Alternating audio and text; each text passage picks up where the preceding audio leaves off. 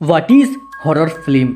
I know you know, जो डराता है, जो मारता है, इसके भी ऊपर वो एक स्पिरिट होना चाहिए। मगर ऐसा तो कोई किताब में नहीं लिखा है। डराने के लिए ऑलवेज गोस्ट या स्पिरिट चाहिए, वो तो और कुछ भी हो सकता है। और एक बात, हॉरर फिल्म हम सब के बीच में सेंचुरी से एग्जिस्ट कर रहा है, तो उससे पहले क्या नहीं था? ऑफ कोर्स था। लोगों का था या किताबों की फॉर्म में। Edgar Allan Poe, baron Stoker and मेरी शैली जैसा राइटर इस टॉपिक के ऊपर बहुत सारा स्टोरी को नरेट किया है, जिसके ऊपर बाद में बहुत सारा फिल्म भी बना है। बैक टू टॉपिक, ऐसे भी कुछ सब जॉनरा से जिसमें गोस्ट एग्जिस्ट नहीं करता, फिर भी बहुत सारे मूवी हॉरर की कैटेगरी में आता है।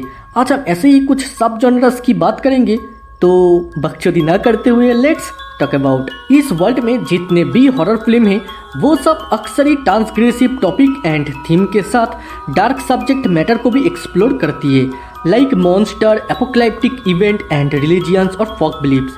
जो सही है, जब मार्केट में यही चीज बिक रहे तब दूसरा क्यों? जैसे मैं कह रहा था, हॉरर मूवीज कुछ कैटेगरीज में डिवाइडेड होती है, like body horror, comedy horror, slasher films, splitter film जो स्लैशर की कैटेगरी में आता है बट थोड़ा सा अलग, super natural horror and psychological horror. इन्हीं जॉनरस के ऊपर बेस करके सारे मूवीज बनता है। एंड अब वर्ल्ड में जितने भी हॉरर मूवी देखोगे, उन सबको इन्हीं कैटेगरी के ऊपर बेस करके ही बनाया जाता है। और ये मूवी अपने रीजन के हिसाब से हॉरर को प्रेजेंट करती है। सच एस जापान की हॉरर मूवी वेस्टर्न से बहुत ही अलग होती है।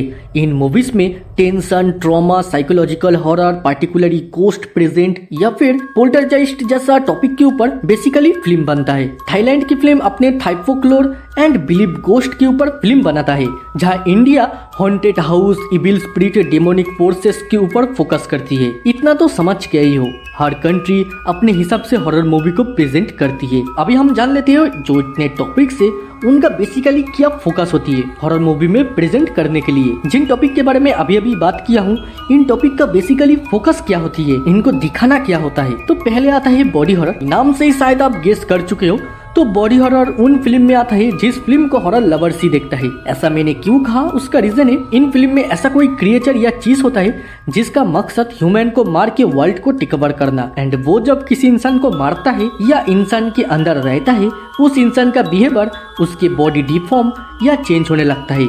इसी चीज को प्रेजेंट करती है कुछ डिस्टर्बिंग वायलेंस सीन्स के साथ, such as Shivers, the thing, the fly, many more है। देन आता है कॉमेडी हॉरर। इसको आप डिस्क्राइब कर सकते हो 3 टाइप्स में, black comedy, parody comedy and spoofs. Black comedy वो होता है जिसमें dark humours, vulgarity, amusement, sex, nudity etcetera देखने मिलता है।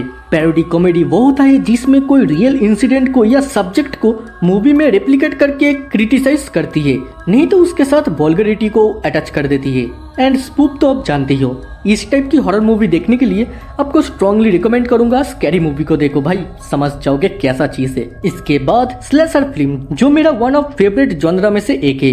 इस तरह का मूवी में कुछ कल्ट के लोग या फैमिली के मेंबर्स या कोई सिंगल पर्सन शहर से दूर किसी जगह रहता है, जिनको कैनिबल बोला जाता है, बिकॉज वो लोग ह्यूमंस को मार के खाता है। इधर एक बात को पॉइंट आउट करना चाहता हूँ, इस तरह का मूवी में ज्यादातर टीनेज के ऊपर फोकस करी जाती है, तो ये लोग जब जाती है इनको मार के खाना ही इन कैनिबल का मोटो होती है।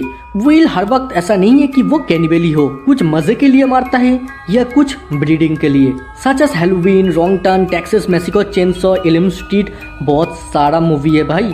इस टॉपिक के ऊपर एक तो अलग सा वीडियो बन सकता है। इसके आसपास ही रहता है स्प्लिटर फिल्म की जॉनरा। स्लैशर से थोड़ा बहुत ही अलग होती है। इस जॉनरा में गोर, ग्राफिक वायलेंस ज्यादा देखने मिलता है। एटमोस्फियर इतना हाई रहता है, आपका कमजोर दिल रहे तो दिक्कत हो सकता है आपके लिए। इन मूवी में स्पेशल इफेक्ट्स के माध्यम से ह्यूमन बॉडी को वैल्यूएबिलिटी दिखाने की कोशिश करती है। जैसे स्लैशर मूवी में आप सीरियल किलिंग को देखोगे और स्प्लिटर मूवी में gore and graphic violence like Dawn of Dead, Thanksgiving, Hostel etcetera. इसके बात कर लेते हैं ऐसा जॉनरा जिसको हर कोई जानता है, सुपरनेचुरल हॉरर फिल्म, जो गॉथिक हॉरर और रिलीजियस हॉरर का मिक्सचर कह सकते हो। इन फिल्म में अक्सर गोस्ट एंड डीमन देखने मिलता है, ज्यादातर तो रिलीजियंस के आसपास ही रहता है। इन फिल्मों में कॉमन चीज होती है, आफ्टर लाइफ के बाद डेविल्स, डिमोनिक या गोस्ट किसी भी ह्यूमंस को पोजेस कर लेती है। हालांकि हर सुपरनेचुरल फिल्म में ऐसा नहीं होती है, कुछ में गॉर एंड विवेट भी देखने मिलता है।